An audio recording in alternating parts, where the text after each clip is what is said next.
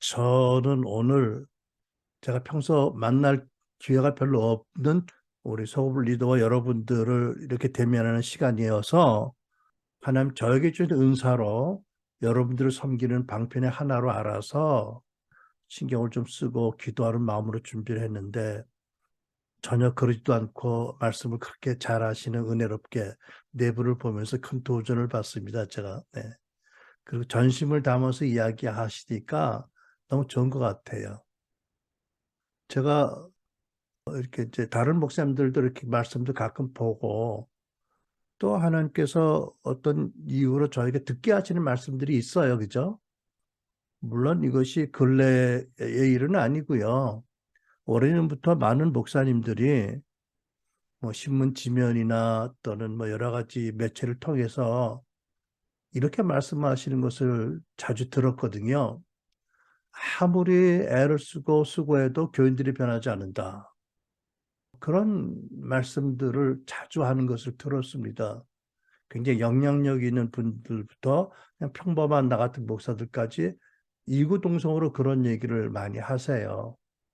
그래서 아, 맞겠지. 저분들이 그렇게 얘기한다면 이제 그런 마음을 가지고 또 저를 보거나 제가 섬기는 교인들을 보아도 역시 그런 부분이 있지요. 물론 때로 하나님이 놀랍게 기도응답 주시고 은사도 주시고 뭐 또 여러 가지 은혜를 많이 주시지만 그럼에도 불구하고 어떤 면에서는 성장이 멈춰 있는 많은 성도들이 있다. 어떻게 해야 될지 모르겠다라는 그런 탄식이 많이 내 안에도 있었고 들었던 것입니다. 근데 근래 제가 우연찮게 그 하일랜드 증후군이라는 특수 질병이 있다는 걸 들었어요. 그래서 보니까 사람이 소년기에 어느 시점에 가서 딱 성장을 멈추고 그때부터 육신적인 성장이 멈추고 노화도 중단이 된다. 그러니까 노화가 중단이 된다? 뭐 글쎄요. 한 30대 중반에 중단되면 좋겠는데 뭐 10대에 중단되는 것은 이게 문제죠. 그죠? 그러니까 보통 심각한 문제가 아닌 거예요. 치료 방법도 없다고 하고요. 그러니까 본인은 얼마나 절망적이겠으며 그 자식을 보는 부모의 마음은 얼마나 애리고 아프고 고통스럽겠어요. 그죠? 그런데 많은 목사님들이 그런 말씀을 하는 걸 생각해 보면 한국 교회 많은 성도들이 많은 교회가 신앙적인 하일랜드 증후군에 걸린 게 아닌가? 뭐 이런 생각도 하게 되는 거죠.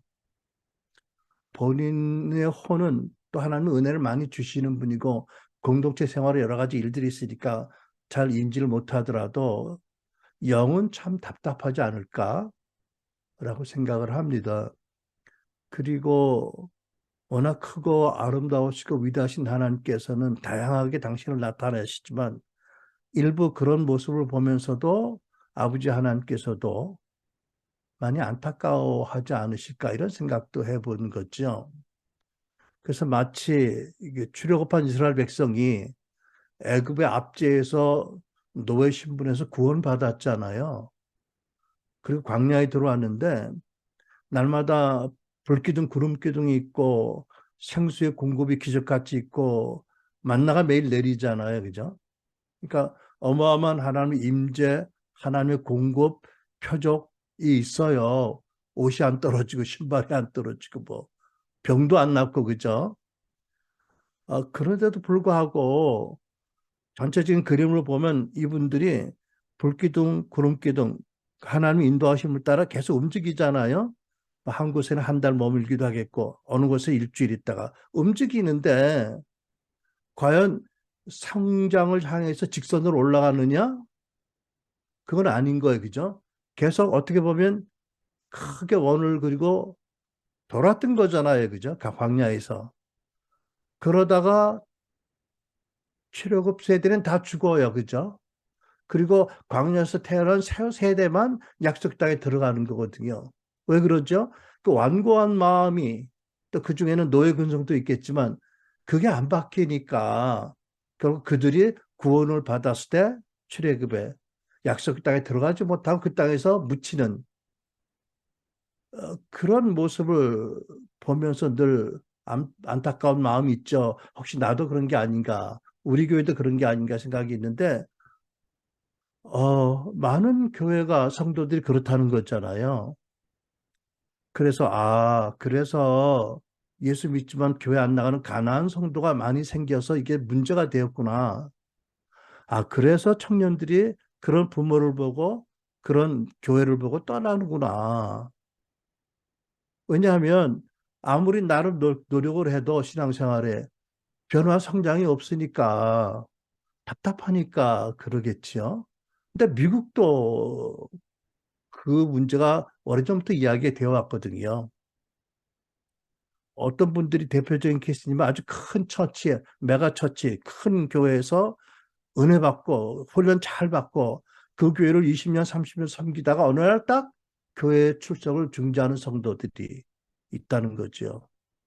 뭐 사람마다 이유가 다 있겠지만 제가 보기 큰 원인은 신앙적인 하일랜드 증후군이 한국 교회도 미국 교회도 굉장히 심각한 문제구나 라는 것을 인지하게 되는 거지요. 혹시 여러분 중에 아니 지금 학장님 이취임식인데 왜 저 말씀하실까라고 생각한 분이 있을지 몰라도 사실 엘리야 사역과 이 신앙적인 하일랜드 증후군은 굉장히 밀접한 관계가 있다는 걸 제가 말씀을 드리는 거죠. 그죠? 여러분, 여기에 이제 우리 중보자들도 계시고 소그룹 리더들도 계시는데 여러분들은 맡은 바 소그룹과 강의를 위해서 최선을 다하시고 또 물론 이미 받으신 사명이 있고 사역을 하시지만 저는 여러분과 좀 다른 각도에서 제가 맡은 역할 중에 하나를 이렇게 생각하거든요. 이 엘라이자 하우스의 티칭을 잘 우리가 이 땅에서 풀어야 되겠고, 그리고 이 티칭을 신학적으로 잘 좀 정리를 해서 많은 분들에게 잘 설명이 되게 하였으면 좋겠다. 이제 그것이 저의 어떤 직무의 한 면이고 은사의 하나이기 때문에 이제 제가 이런 기회에 여러분과 함께 나누는 것이 필요하다라고 생각해서 이 말씀을 드리는 겁니다. 여러분, 성경은 모든 크리스찬들은 마땅히 계속 성장하고 그리스도의 장성한 분량에 이르러야 된다고 명확히 말씀하세요. 아멘. 에베소 4장 14절로 15절 보면 이렇게 기록되어 있습니다. 우리는 더 이상 더 어린아이로 있어서는 안 됩니다. 모든 면에서 자라서 머리이신 그리스도에게까지 이르러야 합니다. 그래서 하나님께서는 우리들이 모든 신자들이 모든 면에서 우리 모든 삶의 모든 면에서 성품 면에서 사역 면에서 성장을 해서 우리의 머리이고 왕이신 예수 그리스도를 닮는 때까지 이르러라고 말씀하세요. 그러면 당연히 우리가 성장해서 믿음의 아기라면 청년이 되고 청년이라면 아비가 돼야 되잖아요. 그죠? 근데 아기들이 성장하다 어느 시점에 딱 멈춘다면 신앙적인 하일랜드 증후군이 있다면 이거는 정말 하나님께도 큰 주제가 될 거라고 믿습니다. 성경에는 그 거듭나서 새 피조물 된 하나님의 아들, 딸 된 왕 같은 제사장이 된 신자들의 변화와 성장에 대한 많은 말씀이 있지요. 그 중에서 오늘 두 가지 말씀을 보려고 합니다. 첫째는 베드로전서 2장 1절 2절 말씀이 있지요. 여러분 화면에 말씀을 보세요. 그러므로 여러분은 모든 악의와 모든 거짓과 위선과 시기와 모든 비방의 말을 버리십시오. 갓난 아이들 같이 신령하고 순전한 젖을 사모하십시오. 이는 여러분이 구원에 이르도록 자라게 하려는 것입니다. 제가 우리 손주 이제는 3살 반이 되어서 그 전에 모습을 좀 생각해 보면 얼마나 아기가 엄마 젖을 사모해요. 그죠? 그런데 애가 뭐가 병이 있으면 그렇게 좋아하는 젖도 잘 안 먹어요. 그죠? 그러니까 베드로 사도가 뭐라고 그러세요? 베드로서 1장을 보면 너희가 이미 예수를 믿고 진리를 믿고 거듭났고 너희 영혼이 보혈로 씻김 받았다. 너희들이 예수를 보지 못했지만 말로 할 수 없는 영광스러운 즐거움으로 예수를 사모한다. 이렇게 말씀하셨어요. 분명히 거듭났고 신앙이 돈독한 수신자들에게 하신 번외 편지잖아요. 근데 2장에 들어서 갑자기 태도가 바뀌어서 이렇게 말씀하는 거예요. 그런 너희들 안에, 안타깝지만 너희들 안에 모든 악의도 있고 모든 거짓도 있고 위선도 있고 시기도 있고 모든 비방하는 말이 있다. 버려라. 그래야 신령하고 순전한 젖을 받아서 너희가 구원을 완성하도록 잘한다. 말씀하잖아요. 그러면 잘하지 않은 게 무슨 이유가라고요? 우리 마음에 신령한 젖이 우리의 힘이 되고 뼈가 되게 하는지 못하게 하는 게 있다는 거잖아요. 그죠? 누구에게? 거듭난 새로운 피조물 된 하나님의 아들, 딸들에게. 그러니까 하나님께서는 이 안타까운 내면의 문제를 보시고 베드로 사도를 통해서 이렇게 기록하게 하신 거잖아요. 그죠? 여러분 사도 바울께서도 이런 말씀하세요. 여러분은 얼굴에 쓴 너울을 벗어버리고 주님의 영광을 바라봄으로써 점점 더 큰 영광에 이르라고 하세요. 고린도서 3장 18절 우리는 모두 너울을 벗어버리고 주님의 영광을 바라봅니다. 그렇죠. 얼굴에서 수고를 벗어야 주님의 영광을 바라볼 수 있잖아요. 그죠? 기도로, 예배로, 또는 말씀 묵상으로, 소킹으로, 여러 가지 방법으로 주님을 바라보는데 중요한 게 뭐냐면 눈에 거풀을 베끼고 얼굴에 수고를 베끼라는 거잖아요. 그래서 이렇게 해서 우리는 주님과 같은 모습으로 변화하여 점점 더 큰 영광에 이르게 됩니다. 여러분 같은 말씀을 하고 있는 거 아니에요, 그죠? 우리 주 예수님께서도 산상보훈의 첫 말씀으로 마음이 청결한 자가 복이 있나니 저가 하나님을 볼 것이다. 보세요. 마음이 청결해야 하나님을 계신 대로 본다는 거잖아요. 그럼 어떻게 된다고? 사도 바울을 통해서 말씀하신 것 같이, 베드로를 통해서 말씀하신 것 같이 이미 하나님의 자녀란 영광에서 점점 더 큰 영광을 이루게 된다. 변화된다. 그죠? 구원을 이루도록 잘하게 된다는 거잖아요. 그러니까 제가 무엇을 새삼스럽게 말씀드리고 싶으냐면 여러분과 내가 하나님의 자녀인 또 거듭난 크리스찬들의 변화와 성장을 위해서 가장 중요한 것이 뭐라고요? 마음이 깨끗게 해야 된다는 것입니다. 깨끗한 마음을 가지는 것이 키다. 그러니까 여러분 우리가 교회에서 많은 것을 배우고 많이 봉사하고 말씀도 많이 암송하고 기도도 오래 하고 세게 하고 뭐 선교 후원도 하고 뭐 단기 선교도 하지만 이 모든 것 전에 무엇이 가장 중요한 것이라고요? 저는 우리 마음을 청결하게 하게 하는 게 가장 중요한 것이다. 그래야 구원의 성장이 있고 그래야 영광이 더 큰 영광으로 변화가 된다. 여러분 깨끗한 마음으로 주님을 바라보고 깨끗한 마음으로 말씀을 받는 것이 크리스찬의 변화와 성장의 두 키워드다. 그죠? 사실 하나예요. 키예요. 그죠?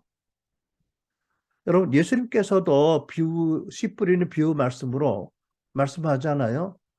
씨도 중요하고 농부도 있어야 되겠지만 밭이 옥토가 아니라면 아무리 씨를 많이 뿌리고 수고해도 거둘 것이 없다고 말씀하세요. 여러분 이렇게 말씀하신 예수님 생각해 봅시다. 그 갈릴리 지역에서 제자들을 많이 부르셨잖아요. 사도 12명 중에 7명이 갈릴리 호수에서 고기 잡던 어부라고 하거든요. 그 얼마나 괄괄한 청년들이겠어, 그죠? 그러니까 그들 안에 시기가 심해서 틈만 나면 우리 가운데 누가 제일이냐고 싸우잖아, 그죠? 이런 이 거친 성정을 가진 사람들을 예수님이 어떻게 그 마음을 만지셨는가? 그래서 결국은 그들이 변화가 되어서 위대한 하나님 나라의 기둥들이 다 되잖아, 그죠? 예수님은 어떻게 그 마음을 다루셨는가? 이것도 우리의 도전적인 과제인 거죠. 그래서 이런 말씀들의 깨달음과 또 어떤 사역의 경험과 이런 걸 통해서 저는 왜 많은 목사님들이 그렇게 애쓰고 부단히 노력해도 교인들이 변하지 않는다라고 탄식하시는가를, 그 이유가 뭔지를 점점 볼 수 있게 된 것입니다. 한마디로 말해서 그것은 치유의 말씀과 성화의 복음을 가르치지 않기 때문이지요.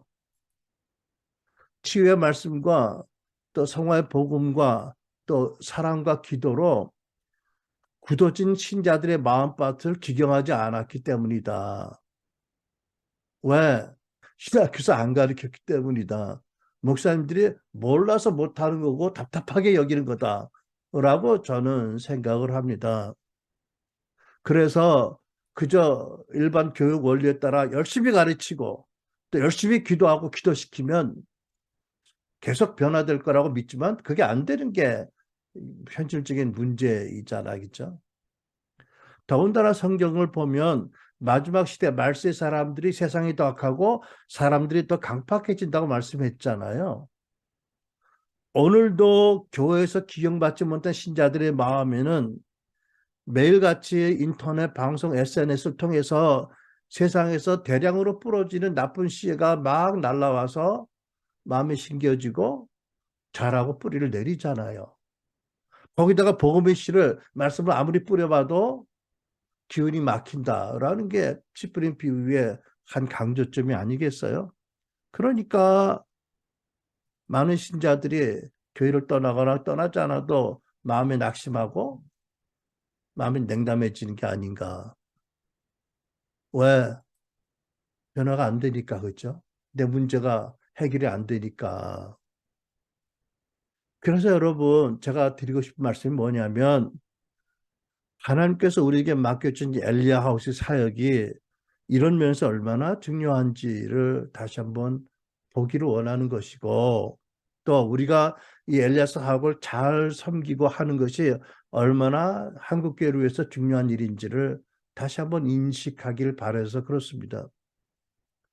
지금까지 많은 수고하시고 여러분들 정말 정성과 사랑과 참 기도로 이렇게 소그룹 리더를 잘 해주셔서 많은 분들이 은혜 받고 좋은 간증들이 많이 있지만 계속해서 좋은 간증들이 많이 나오고 좋은 소문이 나서 차차 더 많은 목사님들이 이 사역에 대해 듣고 주목하고 또 점검하고 그리고 마음을 열고 받아들여지는 날이 있기 바랍니다. 여러분, 그래서 제가 오늘 말씀드리고자 하는 주제는 뭐냐면 하나님께서 이 마지막 시대 교회, 특별히 이전보다 더 악한 세상에서 존재하는 교회, 그리고 말세이기 때문에 이제는 더 흠도 점도 없는 신부로 만드시겠다 하나님의 경륜 가운데 있는 교회, 이 갈등 가운데 하나님께서 우리 엘리야스 사역을 통해서 무슨 일을 하기 원하신지를 알고 우리가 하나님의 보여는 그 그림을 보고 편대를 보고 나가자라는 취지의 말씀을 드리기 원하는 거예요. 또 한 가지는 이 사역을 보고 있는 원수 마귀가 부부간에 화해하고 이혼하려고 했던 사람들 화해하고 또 자식들로 해서 정말로 고통받던 부모들이 자식과 화해하고 더 나아가서 이 사역이 어떻게 하나님께서 끌어가실지를 좀 위협을 느끼고 원수 마귀가 못 본 척 할까요? 우리 이 일을, 하나님 이 일을? 아니요. 아니요. 회방하고 넘어뜨리려고 하고 또 분열시키려고 하고 괴계를 많이 부리고 있지요. 그러니까 우리가 정말 깨어서 기도하면서 무엇보다도 먼저 각자의 마음을 잘 지키는 것이 참 필요하다. 그리고 우리들의 연합을 지켜나가는 것이 영적 전쟁의 하나의 큰 방편이다라는 것을 우리에게 명심할 수 있기를 원합니다. 근데 여러분은 이 엘리야의 집 사역을 어떻게 정의하고 어떻게 설명하세요? 우리가 우리 사역을 성경적으로 바르게 이해하는 것은 참 중요한 일이잖아요. 그죠? 우리가 무엇을 어떻게 하느냐도 중요하지만 왜 하느냐? 이게 중요하죠. 그죠? 물론 여러분께서는 각자 탁월하게 이 사역에 대한 이해, 정의를 갖고 계시고 설명을 잘 하실 줄 믿어요. 제가 여러분들에게 언제 시간 있으면 한번 듣고 싶은데 오늘은 그런 계기가 아니니까 제가 한번 제가 아는 대로 설명을 해보려고 해요. 그다음에 기회 있으면 이것을 토대로 해서 서로 대화하고 토했으면 좋겠어요. 누가 이렇게 얘기하더라고요. 어떤 것이든지 한두 문장으로 짧게 설명을 못한다면 아직 그거에 대한 이해가 충분치 않은 것이라고요. 그래서 저는 어떻게 알고 있는지 말씀을 드리기 원하는데 먼저 그 결론을 나누기 전에 좀 더 풀어서 설명하자면 첫째로 이것은 내적 치유는 아니지요. 사람이 당하는 상처나 나쁜 환경이 큰 고통과 한계를 주는 것은 사실이지만 우리가 하나님과 바른 관계를 가지면 그런 것들이 더 이상 문제가 되지 않죠. 그죠? 하나님 사한 마음을 취하시는 분이고 모든 걸 합력 선을 이루시는 분이기 때문에 더 이상 문제가 안 됩니다. 그리고 치유란 고장이 나기 이전의 상태로 돌리는 것인데 하나는 우리를 그렇게 치유하는 것으로 만족하는 분이 아니다. 하나님께서는 낡은 옷에 헝겊조각 붙이듯이 그렇게 하지 않으신다. 그래서 우리는 엘라자 하우스 사역 가운데 내적 치유가 있지만 뭐 축사도 있고 성경적인 원리들이 다 포함되어 있지만 내적 치유라고는 말하지 않는 것입니다. 저는 이 사역이 신자의 속사람이 치유받고 깨끗이 씻김받아서 깨끗한 마음으로 주님을 바라보아서 더 큰 영광을 이루게 하고 더 나아가서 깨끗하고 강건해진 신자의 마음속에 와 계신 그리스도를 따라 사역하게 하는 것이다. 여러분, 두 가지 주제로 설명하고 있어요. 그죠? 제가 이렇게 정리한 근거 성경 구절들이 거기 있습니다. 첫째로 에베소 3장 16절에 17절이에요. 사도 바울이 에베소 교회를 위한 기도이지요. 하나님께서 여러분에게 그분의 영광을 풍성을 따라 성령으로 인해 여러분의 속사람을 능력으로 강건하게 하시고 믿음으로 인해 그리스도께서 여러분의 마음 가운데 거하시기를 빕니다. 여기 하나님의 영광의 풍성을 따라 성령으로 속사람을 능력으로 강건케 하는 것이 우리 엘리야 사역의 중요한 주제이죠. 그죠?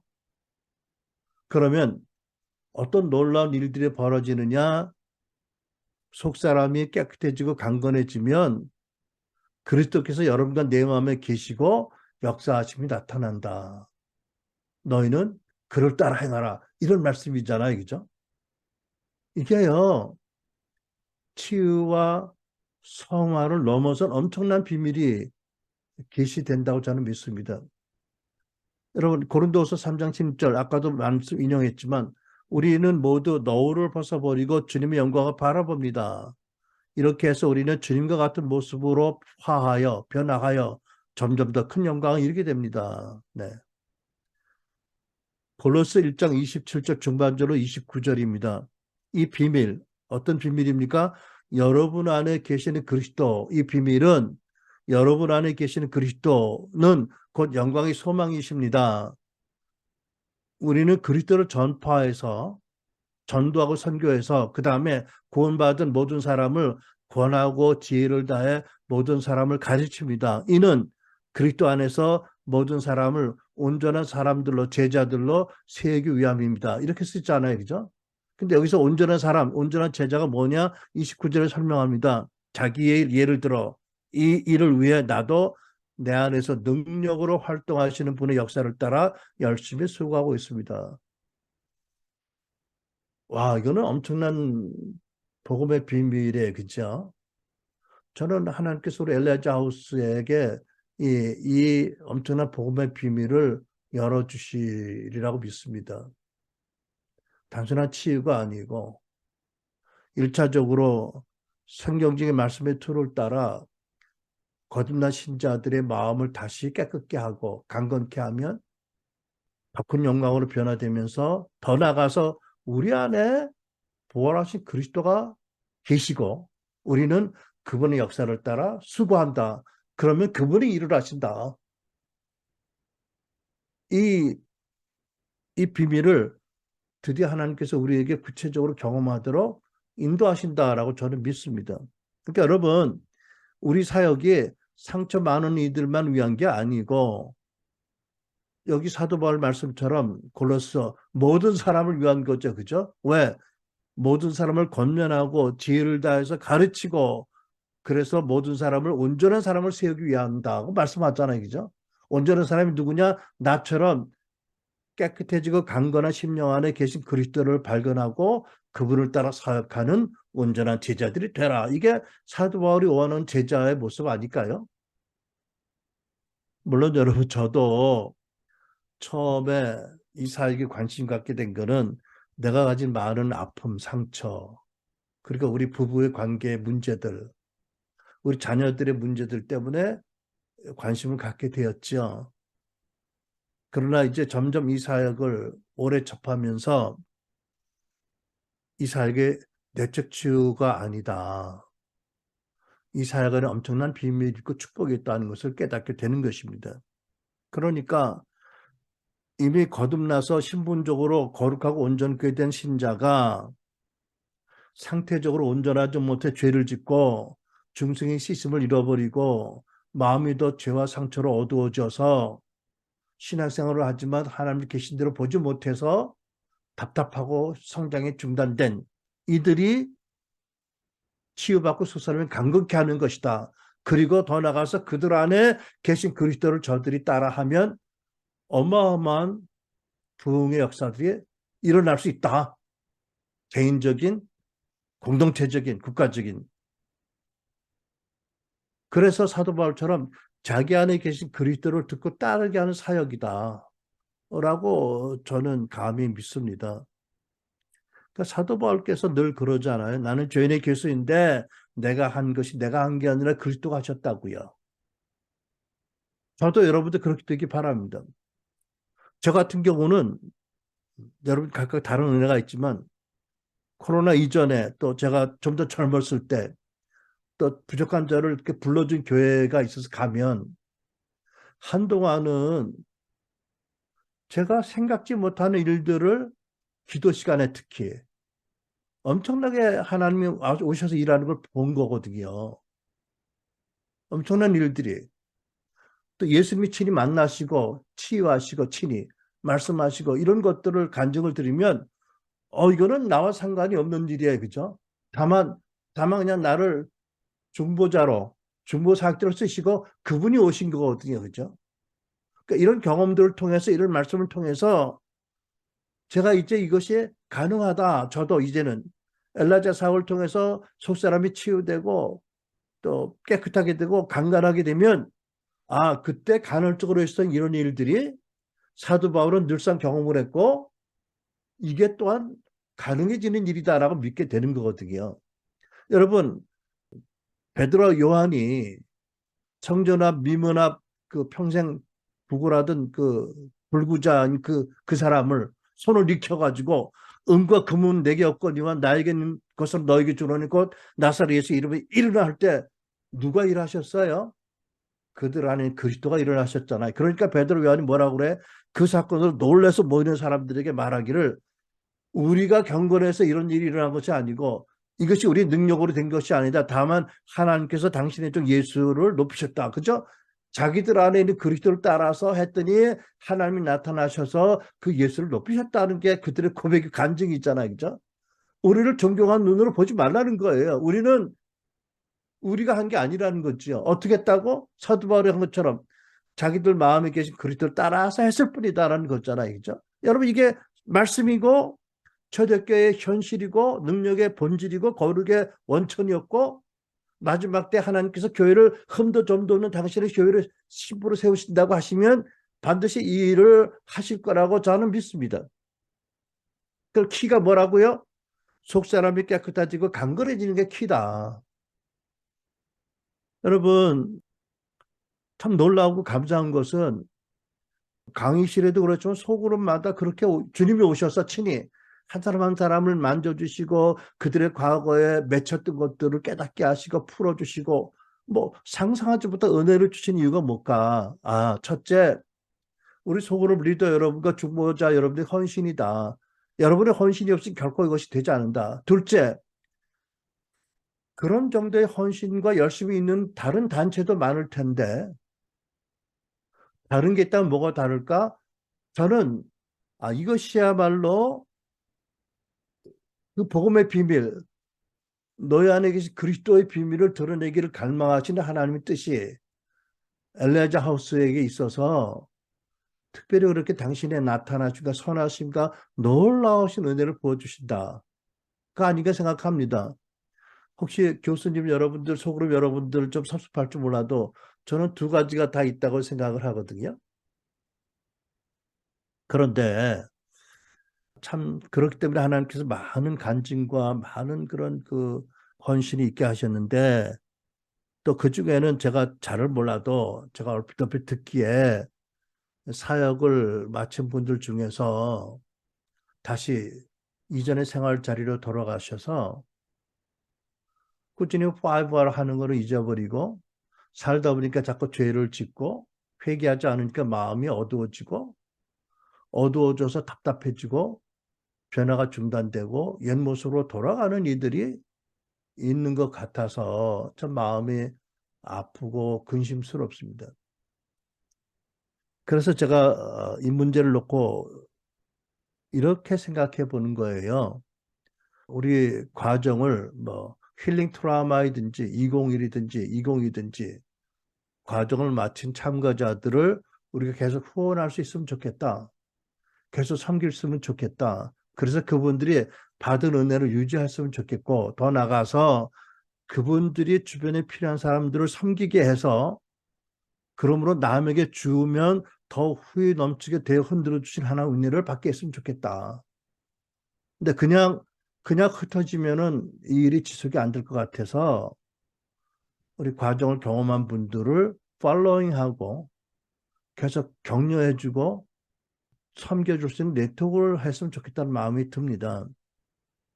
네트워크를 시작하려고 하는데 뭐 어떤 일이 있는지 모르겠어요. 잘 될지 어떻게 될지 모르지만 그럴수록 많이 기도해 주시기 바라고 또 이곳에 있는 소그룹 리더 여러분들, 중보자 여러분들, 특별히 혹시 이 메시지를 들으실 우리 2021-2022 힐링 트라우마를 하신 여러분들이 들으시고 기도하시고 많이 참여해 주시면 좋겠어요. 이것은 먼저 여러분들을 위한 것이고 여러분들을 치유사역자로 세워주기 위함이고 여러분들 주변에 있는 사람들을 치유하기 위함이고 사실은 한국교회를 섬기는 하나의 새로운 그물을 짜고 싶은 거예요. 그러니까 오늘 첫 번째 찬양이 믿음으로 금을 던져 이게 생각이 나네요. 누가 그 찬양을 골랐지? 와, 예언적이네. 믿음으로 금을 던져서 말씀을 의지해서 이제까지는 빈 허탕만 쳤지만 그런 심정인 거지요. 그렇게 해서 우리가 과정을 마치고 잠시 은혜 나누고 같이 함께 울고 웃다가 헤어지는 사람들이 아니고 우리가 받은 은혜를 남들에게 전할 수 있도록, 그죠? 그러면서 우리 자녀 세대에게 흘러갈 수 있도록 그리고 점점점 이 기름 부으심이 교회 안에 많이 흘러갈 수 있도록 그리고 하나님이 원하시는 놀라운 일들이 시작될 수 있도록 함께 힘을 모으자는 뜻으로 네트워크를 시작하기 바랍니다. 그렇게 하면 뭐 주님이 여러분들을 기뻐하시고 얼마나 고마워하시는지를 알게 하실 줄로 믿습니다.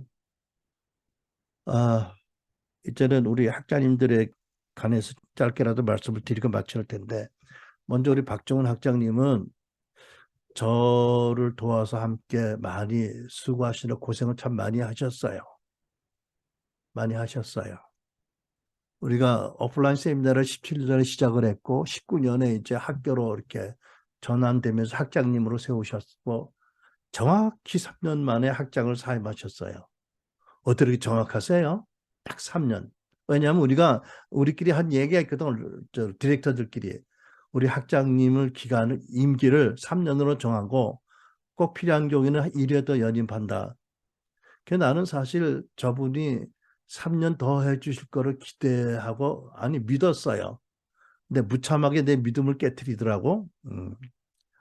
아, 근데 이게 좀 개인적인 얘기지만 사실은 대표와 학장의 관계가 우리 교회, 우리 단체 전체 분위기에 영향을 미치니까 좀 리셋하는 의미로 드리는데 제가 생각해 보면 우리 저분이 많이 어려울 수도 있겠어요. 왜냐하면 대표인 나와 저분의 관계가 좀 복잡해요.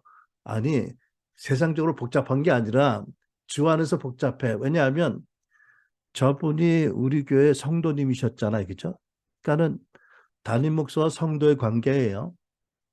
그러다가 이제 저분이 목사 안수 받으라고 물론 하나님 뜻이 있고 여러분들 컨펌해서 우리들 권면해서 이제 목사 동역자가 됐어. 그지? 근데 동역자면서 우리 교회 말하자면 협동 목사 같이 된 거란 말이지. 그 다음에 저분을 내가 처음 만난 게 내가 몇 년 전이냐? 한 10년 전에 부산에서 어떤 교회에서 목사님들 몇 분들을 모아놓고 엘리야자 하우스 티칭을 하는데 권사님이신 저분이 오셨거든요. 그래서 내가 박정훈이라는 사람을 거기서 처음 만난 거야. 거기서 이제 우리 스토리가 시작이 된 거거든. 그러다가 이제 몇 년 후에 우리 교회로 옮겨서 우리 교회 성도가 되셨고 목사님이 되셨고 그리고 그러다 보니까는 이 엘라이자 하우스 티칭에 관해서는 일단은 내가 멘토고 저분이 멘토리 맞나요? 멘토리가 된 거예요. 그죠? 그리고 세상에서 가장 위험하고 힘든다는 게 뭐냐면 탑 리더를 보조하는 세컨 리더거든요. 아, 그것처럼 아슬아슬하고 위험하고 지혜가 필요하고 인내가 필요한 거 없대요. 잘못하면은 탑 리더하고 의견이 엇갈리면 하루아침에 나가기도 하고 그죠? 또 탑 리더보다 잘나서도 안 되고 그죠? 인간들이니까 그지? 그리고 탑 리더의 못된 거 뭐 좋은 거 다 받아주고 또 섬겨주고 커버해주고 그러니까 참 고생했을 거다. 고생했을 거다. 네. 이게 저도 못된 부분이 있지만 이런 상황적으로 그러니까 우리가 서로 관계 가운데 세팅이 서로 관점과 기대가 다를 수 있어. 그죠? 저분은 동역자로 나를 봐줬으면 할 수 있고 나는 내 제자야. 뭐 이러고 뭐 제자라고 그래서 뭐 귀하게 안 보는 건 아닌데 뭐 이렇게 보는 관점도 있을 수 있고 그죠? 어. 또 저분이 세컨 리드를 처음 해보시거든요. 근데 여러분 어느 단체든지 세컨 리더가 제일 어렵고 제일 지혜롭고 제일 현명하고 제일 힘들어요. 탑 리더는 조금 나아 그죠? 그 뭐 시집살이 하는 며느리 같은 뭐 그런 역할을 할까? 그래도 며느리는 아들을 낳으면 큰 소리 치지. 아무튼 그런 상황에서 참 수고를 많이 하셨다. 그리고 참 잘 인내하시고 잘 마치셨다. 이렇게 믿고요. 제가 또 이렇게 얘기하는 이유는 앞으로도 계속 우리 교수님으로 소그룹 리더로 남아 계시는데 그전같이 담임 목사가 아니라도 날 좀 잘 봐달라. 날 좀 잘 도와줘라. 그런 의미도 있겠지요. 네. 그러다 보니까 제가 간증이 생각이 나는데 이게 내 간증이 아니고 내가 언젠가 개인적으로 들은 박정호 목사님 간증이에요. 아마 학장직 제안을 받고 기도하시는 가운데 환상을 보셨다고 그랬죠. 환상지 손이 하나가 이렇게 나왔는데 손 안에 뭐가 있었고 그럼 음성이 들리기를 이거는 원래 이성대 목사 건데 네가 잠시 맡아라. 그래서 뭐그 체험을 응답으로 보고 응답의 하나를 보고 학장직을 수락했다. 이렇게 하셨던가요? 네. 이제 그래서 이 시간에 그 하나님의 손의 권위로 제가 이제 그걸 정중히 다시 돌려봤습니다. 그리고 이 시간에 우리 김추정, 우리 정은율 두 분에게 그것을 드립니다. 아멘. 어, 저는 이게 킹덤의 컬처고 우리 엘라자스의 좋은 전통과 문화가 되기 바래요. 그렇죠? 학장으로 섬기다가 다시 교수직을 맡고 또 소그룹 리더가 되어서 또 신임 학장님과 잘 또 협력해서 경험도 나누고 누구보다도 협력하는 것, 때로는 순종하는 것 이런 본이 되어 주시기를 참 바랍니다. 그리고 우리 그 신임 학장님, 부학장님은 하나님께서 두 분의 겸손함을 보시고 더 높여주실 것이고요. 더 많은 기름을 부어주실 것이고 더 많은 권위를 주실 거라고 믿고요. 두 분의 삶에서도 학장 비포와 애프터가 분명히 다른 은혜의 큰 획이 그어질 것이라고 믿고 축복합니다. 그래서 저는 우리 두 분과 함께 우리 모두에게 하나님께서 샘프드 목사님에게 부어주신 학자의 영, 그리고 놀라운 그 치유 상담자의 기름 부으심, 그리고 지혜와 지식, 무엇보다 아버지의 마음을 부어주시기 바랍니다. 제가 그분을 모시고 한국에서 한 2주 동안 그 집회를 모시고 통역을 하고 다녔잖아요. 또 그전에도 세미나에서 가서 뵙기도 하고. 그래서 아마 한국 목사 중에 제일 그분을 많이 접할 수 있는 그런 시간을 가졌었는데, 저에게도 계속 그분의 기름 부으심과 지식과 지혜와 은사가 계속 부어지길 저도 기도하지만, 특별히 이제 소임을 맡은 두 분에게 넘치게, 그리고 우리 소그룹 리더 여러분에게 또 중보자 여러분 넘치게 부어주기 바랍니다. 또 그렇게 하실 거라고 믿습니다. 왜냐하면 이 사역이 쉬운 사역이 아니거든요. 왜냐하면 이 사역이 한국교회는 생소한 사역이거든요. 사실 한국교회가 그동안에 거룩을 성화로 외쳤지만 거룩하게 하는 방도를 몰라서 안 가르치는 부분이, 못 가르친 부분이 많거든요. 그러니까 새로운 가르침에 대해서 그렇게 넓은 마음으로 받아들이기라고만 기대하는 것도 순전한 것 같아요. 순진한 생각인 것 같아요. 쉽지 않아요. 물론 마귀의 반대와 회방도 많고, 더 나가서 하나님이 그렇게 해주시려고 믿는 이유는 우리에게는 참 변화되지 않은 한국교회도 있지만 저 어둠이 깊고 저 땡땡 땅끝까지 얼어붙은 북한이라는 동토가 있잖아, 그죠? 언제가 하나님께서 남북의 휴전선을 걷어내실 텐데, 그동안에 많은 교회들이 기도하고 많이 준비하고 있지만 제가 믿기에는 이 엘라자 하우스의 지식과 기름 부음이 무장되지 않으면 저 돌보다도 단단하고 차가운 심령을 뚫고 복음을 심을 수 있는 방법이 별로 없을 것 같아요. 그래서 하나님 부디 이 사역을 축복하시고 더 기름 부으시고 미국보다 더 업그레이드된 이 사역이 되게 하셔서 북한을 넘어서 정말 많은 선교사님들 계신 열방에 우리 한국 엘라자 하우스의 기름 부음과 은혜와 지식이 전달되도록 하나님 축복하시기라고 믿습니다. 그래서 여러분, 하나님의 마지막 때 약속하신 엘리야 영을 무엇보다 엘리야의 집에 부으지 않으시겠어요? 그죠? 엘리야 영으로 모두가 충만하신 저와 여러분 되길 바라고, 정말 변화되지 않은 교회가 아니라 변화되고 성장되고 더 나아가서 깨끗한 마음으로 주님을 바라보아서 더 큰 영광을 이루고, 더 나아가서 깨끗하고 강건한 마음속에 그리스도를 따라서 초대교회의 권능과 영광을 나타내고, 그리고 우리가 한 게 아니라 내 안에 계신 그리스도가 하셨다라고 겸손하게 하나님께 영광을 돌리는 많은 제자들을 세울 수 있는 토대를 까는 우리 엘리야 하우스의 저와 여러분 다 되시기를 축복합니다. 아멘. 기도하겠습니다.